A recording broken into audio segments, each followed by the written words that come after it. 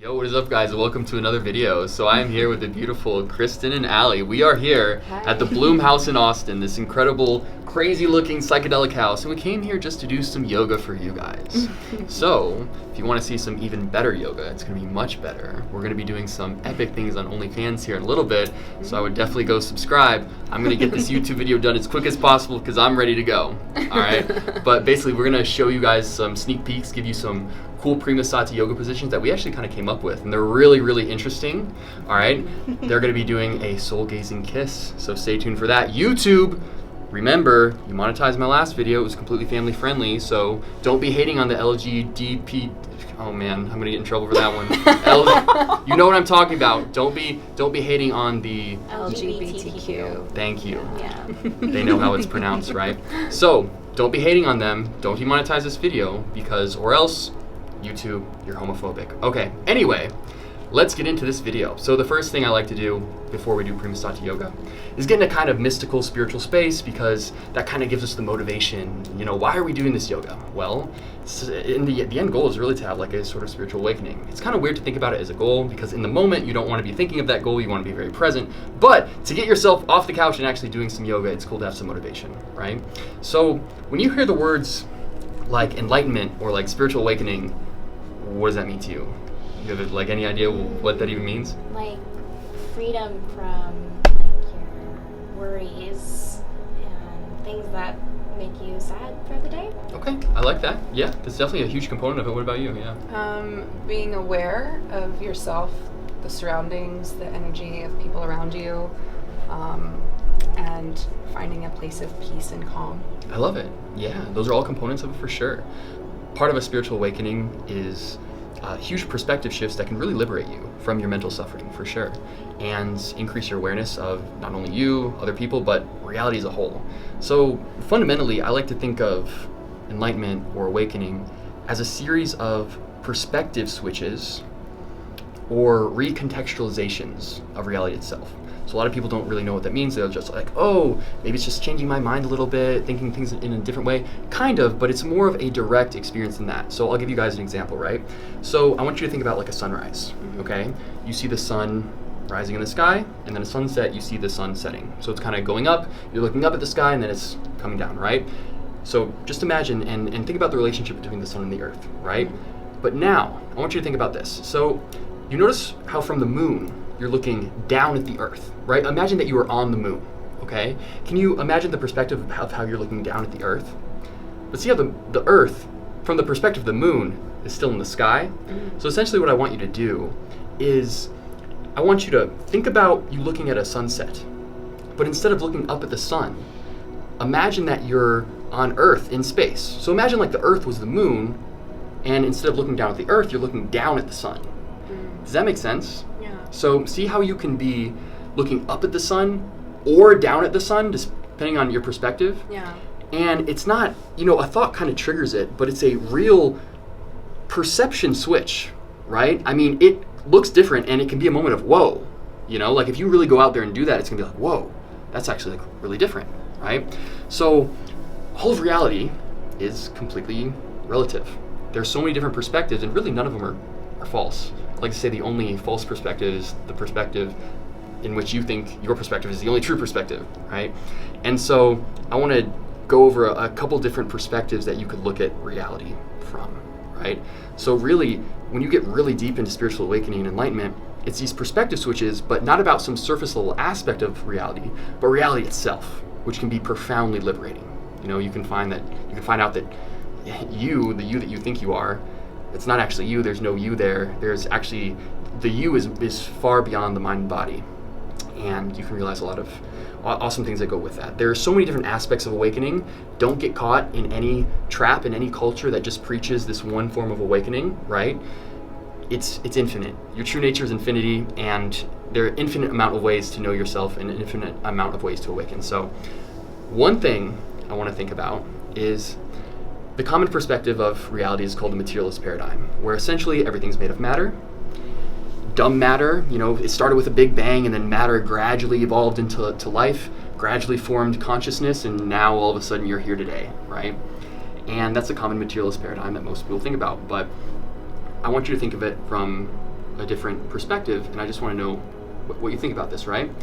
How do you know right now that this isn't a dream, right? And I'm not saying like, how do you know it's not a dream at night, but essentially, how do you know that it's not, that reality isn't structured exactly like a dream, right? That it's essentially your mind creating all of it. And even though, like in a dream, you can touch something and it's physical, but it's not made of matter at its core, it's made of mind.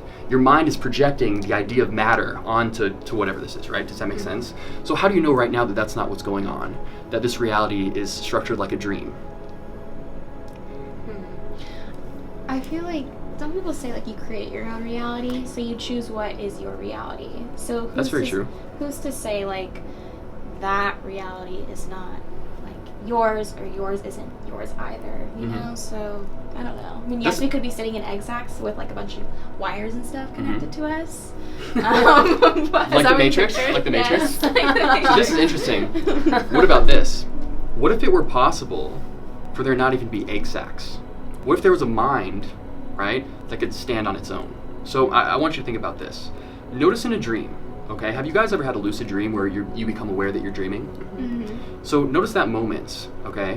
When you become aware that you're dreaming, and you notice that the avatar that you're experiencing in the dream isn't you, right? The entire dream is you because your mind is creating the entire dream, right? So you could say that you're like the god of your dream because it's literally your mind creating everything. Not just the avatar that you're experiencing, but literally the entire landscape of the dream. Everything, right? So think of if you're dreaming right now, you're literally creating me as we speak. You're creating Kristen, right? And you're creating this avatar. It's all in your mind, right? And why couldn't that be going on right now? And you might say, oh, well, in a dream, you know, what's going on in my mind, but that's housed in the brain. My brain, like when I'm sleeping, right? But notice this, okay? Notice this. In a dream, the reality of a dream is not happening in the dream brain. Does that make sense? So this avatar that you're experiencing in a dream, okay? So think about this. It might get a little Inception conversation. I know, right? It might get a little trippy, okay? So think about this. When you're in the dream isn't being created by the dream brain, right? The dream brain is just a projection of your mind, right? You can go and feel around in the dream brain and it might cause something to happen, but that actual brain in the dream, the avatar's brain in the dream isn't creating the entire dream, right? It's your brain that's sleeping at night, right? So think about that. That means, from that perspective, in this reality, it's safe to say that our brain doesn't have to be producing all of this, right? It could be some other source. Like a right? higher being? Yeah, like a higher being. But here's the thing, right? In a dream, who's the god of the dream? Who's the higher being? Well, it's you. Your mind is literally creating the whole dream. You don't know how you're doing it, right? You don't know how you're creating the dream, but you still know that you are. You still know that it's in your mind. What if I told you that just like how you become lucid in a dream, you could become lucid in reality as well, and realize that it's actually your mind that's creating all of this. The physicality is just, it's a projection of your mind. It's actually really physical as well. The materialist paradigm is true, but saying that that's the only truth is not true, right? So everything is physical as well, but it's also a projection of this infinite intelligence that is your infinite mind. And you can call this God, that's a dangerous word, right? But that's kind of the idea. And this can actually be an experience, right? You could have after a lot of Primasada yoga, you know what I mean? The more and more you get aware of this, you train your awareness, the more likely this is to like unfold for you, yeah. And you can realize this, so. That's the truth. And again, don't believe me. Don't believe anything I have to say, right? Because if you believe me, it's just another religion. And religion, it just doesn't do any good, right? This is something, an experiential thing that you can actually experience, right? And of course, it's profoundly liberating because if you're creating all this, well, then you know that you have your best intention in mind. The universe isn't some random mess that might not like you, you know? And it shows that everything is really happening for a reason. All the evil in the world is actually just context for good, right? All connected. Everything is so intricately connected.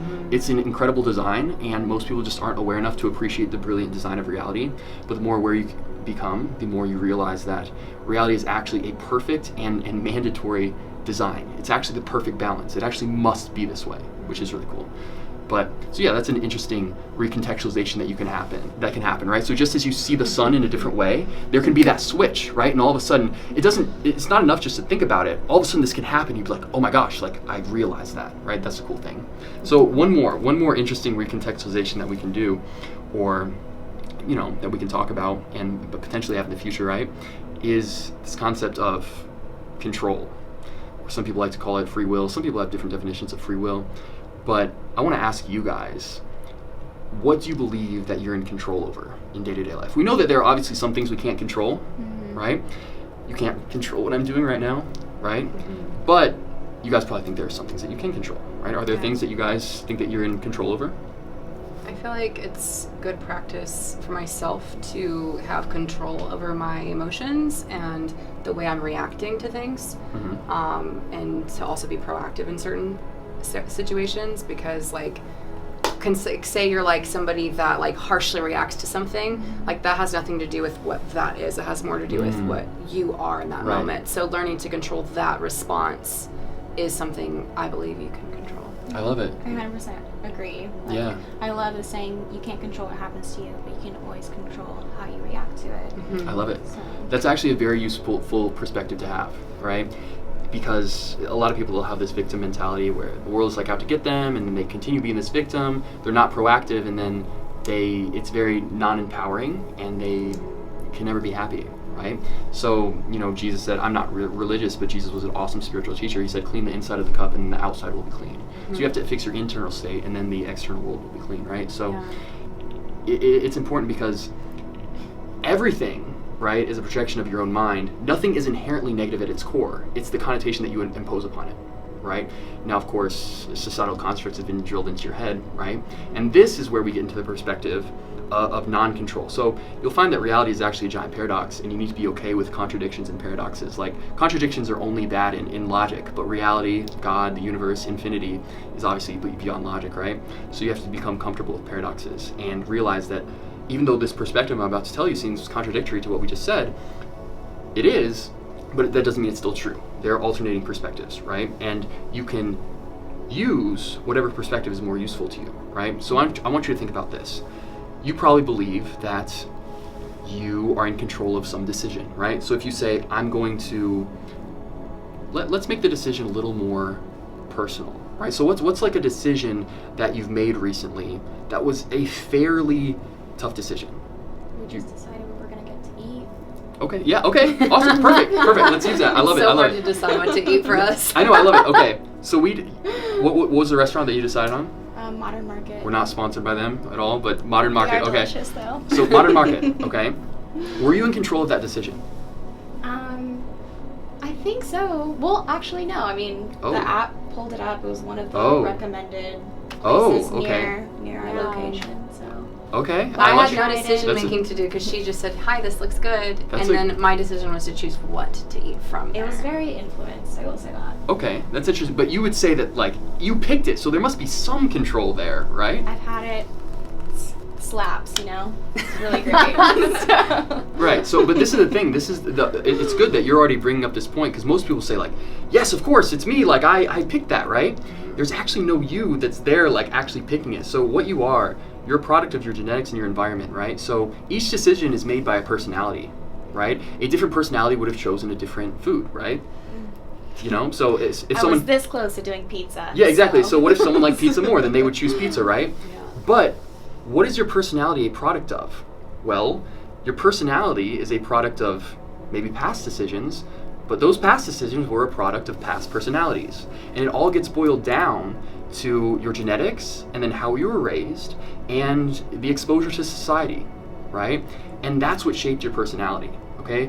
Your personality isn't you. Your personality is drastically different from when you were a kid, but you're still the same person, right? So this personality is a impermanent, always changing phenomenon, right?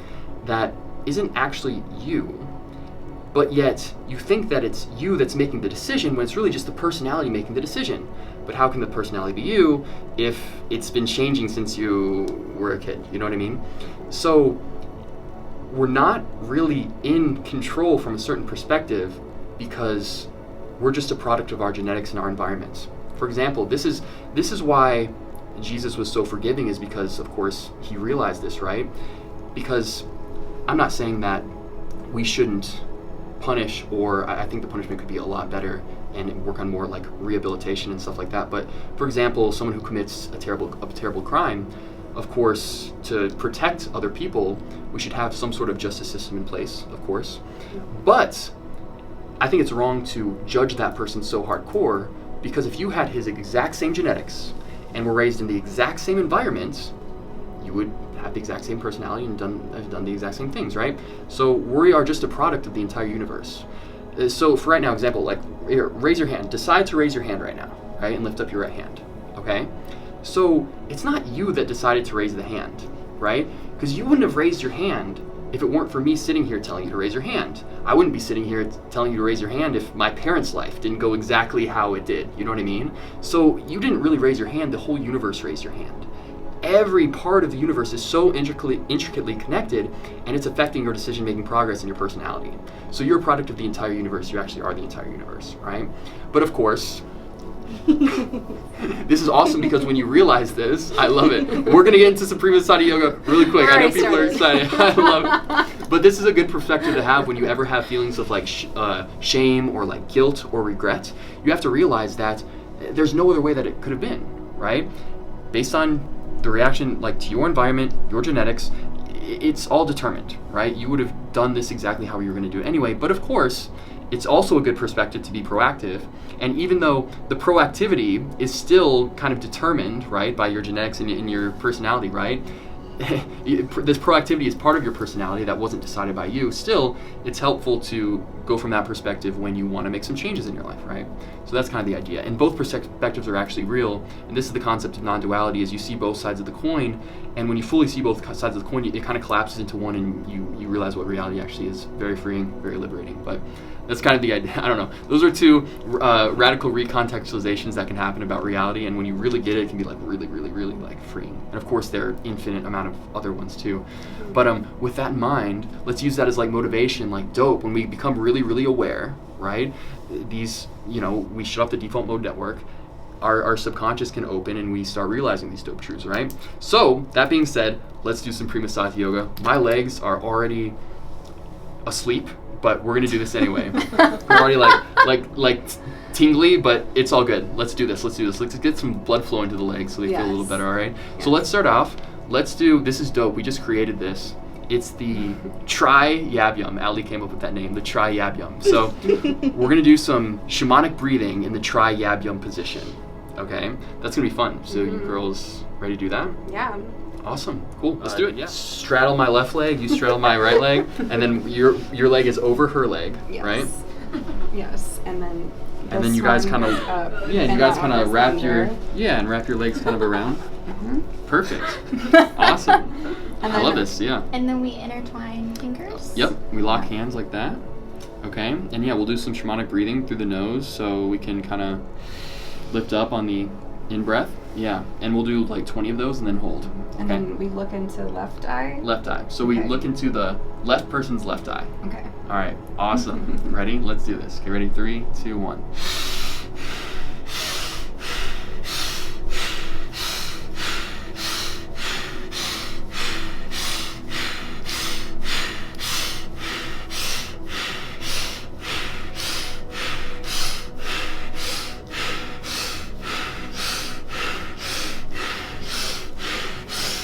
Hold.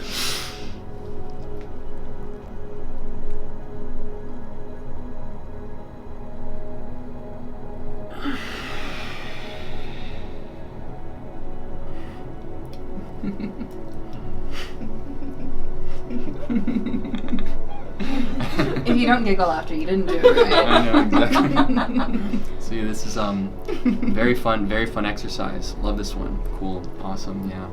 It makes you feel high. It does, but naturally, with oxygen. Cool. Okay, let's do something else. Let's do the pump breathing. Okay. Yeah. So the pump breathing is basically focused on moving the energy from our sacral chakra. Definitely has some sacral energy built up, and it's forcing that energy up to the third eye. So Joe Dispenza talks about this a lot. Essentially, you are breathing in, and you can Kegel, right? And I shouldn't say breathing in, you're sucking your stomach in, because we usually do this on the out breath, right? So the out breath, you're sucking your stomach in, kegeling, and just kind of forcing this energy. You're really forcefully feeling it move upwards, okay? And so if you're struggling normally feeling this energy moving upwards just from normal breathing, this exercise can really help, right? So it's basically on the out breath, okay? We suck our stomach in and do a little kegel, right? And really just force all that energy all the way up, okay? And we'll do it in a little line, right? A little, what do we call this? A train? She said it, not me. Okay. So yeah, let's go for it. So basically. I mean, what else would it be called? I don't know. I really don't know. I'm trying to stay as family friendly as I can for YouTube. Yeah. So basically we have our hands interlocked and we have it on the person in front of us, their stomach. And yeah, as we breathe out, we're going to suck the stomachs in and feel that energy moving up to the third eye. Okay, you guys ready? Mm-hmm. Okay, let's start on the out breath and then, or the in breath and then the out breath we'll pull in. Okay, so ready? 3, 2, 1.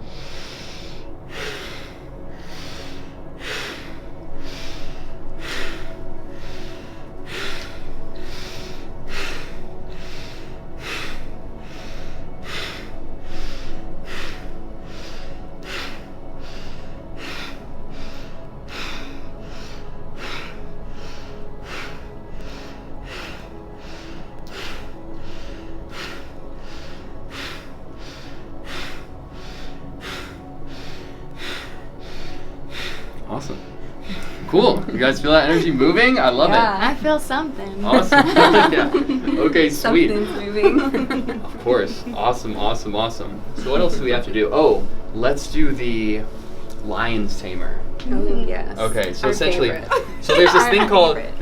the lion's breath. Okay, it's essentially when you breathe all the air out forcefully, tongue out, and you actually look up, right? Look up to the sky. Okay, this kind of activates your pineal gland, so it looks something like. Okay, it's a real pranayama practice, and we're going to combine it with some prima sati yoga, but essentially stretches all the muscles in your face, gets the blood flowing to your face and your brain. Actually, probably could improve the jawline a little bit, and yeah, it's just an overall awesome practice. It completely gets rid of the old stale air in your lungs and allows you to breathe in new oxygenated air. So the goal is to really breathe out until your lungs are completely empty. So you can do one lion's breath and then instead of inhaling, like do another one and really, really, really push it out. So it's like, so yeah, and basically what I'll be doing, when they're breathing out, I'll be breathing out as well. And I'll be focusing on moving my energy kind of through my hands and kind of into your guys' third eye. So we'll make this kind of super stimulating. Yeah, triad of energy, you know. So that's the idea. So you guys ready for this? Yes. All right. This might be a good thumbnail. We'll see. We'll see. We have something even better coming up. So stay tuned. So yeah, I'm gonna have my thumb on your third eye, and I'm gonna focus on moving the energy to your guys' pineal gland while you guys do the lion's breath. All right, ready? Mm-hmm. All right, 3, 2, 1.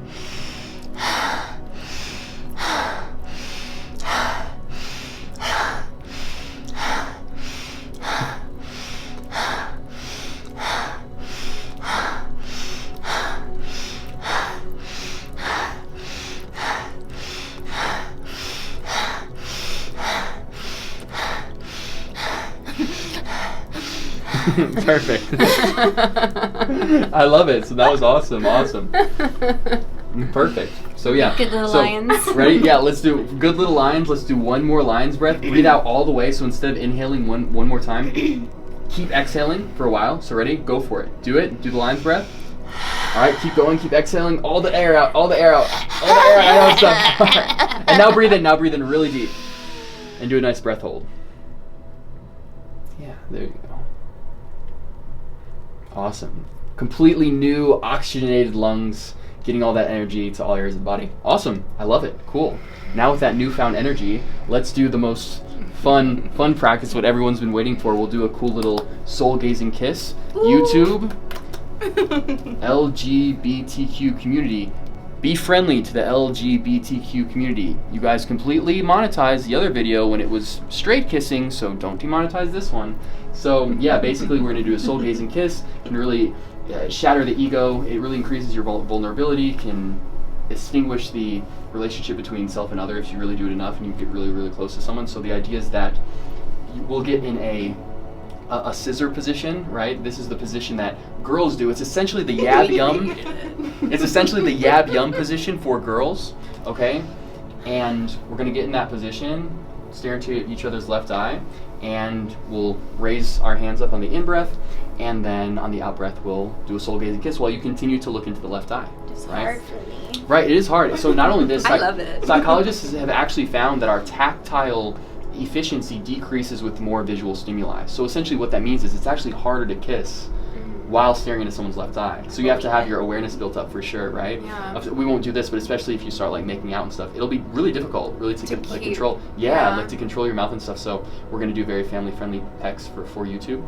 This is a spiritual practice. This is yoga, Prima Sati yoga.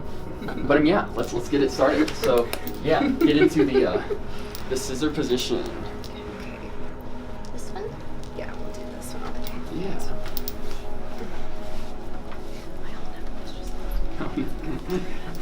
It's all good. We can blur it out. Okay. So yeah, essentially, and I'll raise my arms up with you guys. So we lift our left arm up. So I'll be giving you guys very like loving energy, right? I'll be giving you guys like good intentions. Holding and space. yeah, so what they've shown is that if you there can be two plants, right? The exact same plants. And just based on if you talk to the plants in a nice, loving way, rather than if you yell at it and say like bad words to it and stuff, this plant will actually grow quicker. They've done a lot of different experiences like this. Intentions are like real, so I'll be passing my good intentions to you guys while you're doing your kissing, right? And yeah, I'll be passing along that loving energy. So yeah, let's go for it, right? So remember to keep your eyes open.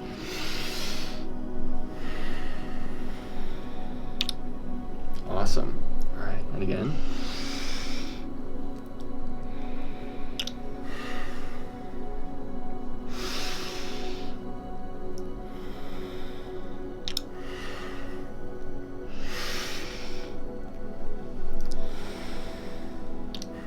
Awesome. All right, that's good. That's enough for YouTube. They're gonna have to catch the rest on OnlyFans, which is gonna be really fun. I know. Don't worry. We're gonna keep going, but we're gonna cut this video, and we will see you guys on OnlyFans. I love you guys so much. I hope you enjoy this Prima Sati Yoga. Make sure to go follow these girls. Their Instagrams will be in the link in the description below. And yeah, see you in the next video. Peace. Bye.